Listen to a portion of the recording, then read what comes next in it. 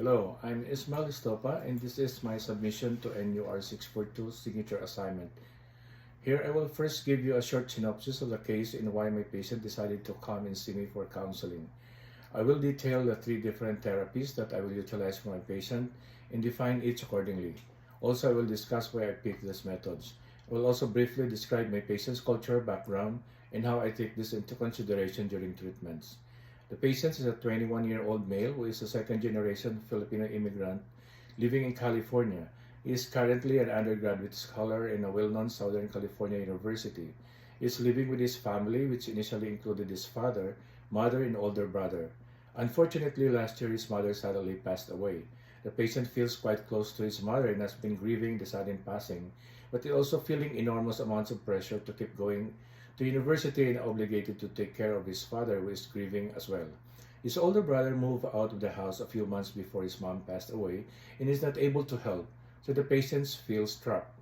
A couple of months ago, the patient has started to experience panic thoughts and emotions when he is around a large crowd. Sometimes he gets overwhelmed and sleeps all day, rarely going out to feed himself.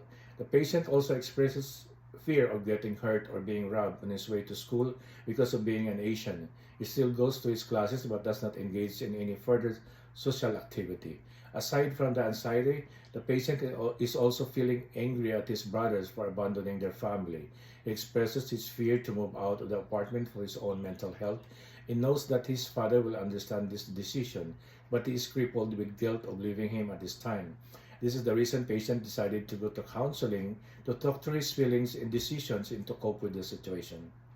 To manage my patient's generalized anxiety disorder, I'm employing three psychotherapeutic modalities to introduce to the patient. According to Judith Beck, training clients with GAD to detect both incipient internal and external anxiety can help them identify and apply coping skills that target both psychic and somatic symptoms of their disorder. For this patient, I will utilize CBT, specifically journaling, DBT using mindfulness, and acceptance and commitment therapy. For the second segment, I will ask my patient to journal the negative thoughts that occur to him. Journaling is an important tool in CBT since it allows the patient to identify and take note of the triggers that create feelings of anxiety. Further, it also helps the patient realize how negative thoughts can occur from these triggers and ultimately separate these narratives from his reality. The way the patient is empowered about his own feelings of anxiety and is able to keep track of his own progress. The next therapy I will use is DBT, specifically mindfulness. Aside from starting each session in this video with mindfulness exercise, I will guide the patient to comprehend the mindfulness skills he has to do throughout the day. The session will be concrete and behaviorally specific, beginning with observation, describing, participating, and most importantly, non-judgmental stance of his thoughts. Finally, ACT or acceptance and commitment therapy will be employed. With this being an action-oriented approach to psychotherapy, I will encourage my client to stop avoiding, denying, and struggling with these inner emotions and accept these emotions as natural and appropriate responses that should not prevent him from making hard decisions or moving on with his life. In the fourth segment, I will show the client how to cognitively diffuse to change the way he reacts to negative thoughts or narratives so that he can observe a thought without judgment and will be able to label the automatic response he has. I think it is important to use the different therapeutic techniques rather than just one to assist the patient in the natural progression of a response to therapy.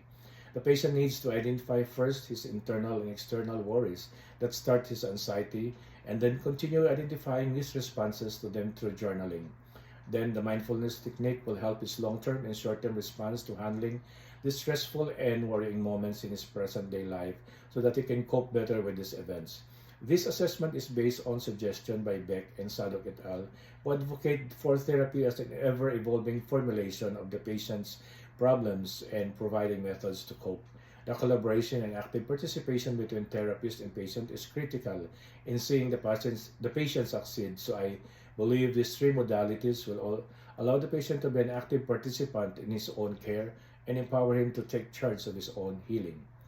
I share the same Filipino culture with my patient, which is based on close family ties.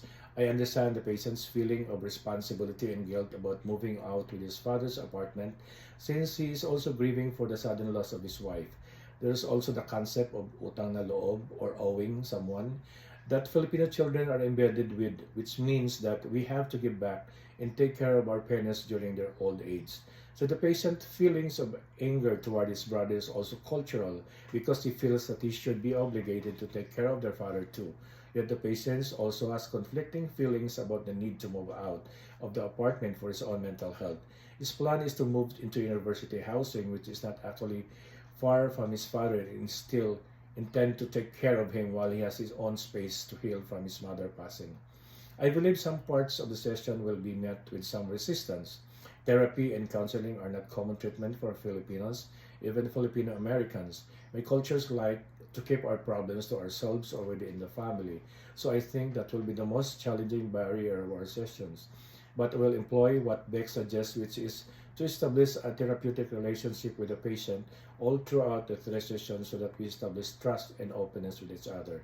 My expectations are that the patient will be able to incorporate the modalities into his own real life experiences and be able to handle his anxious thoughts better. The goal is to ensure that he practices these coping techniques on his own and responds to his intrinsic and external worries and is able to function and thrive in stressful environment.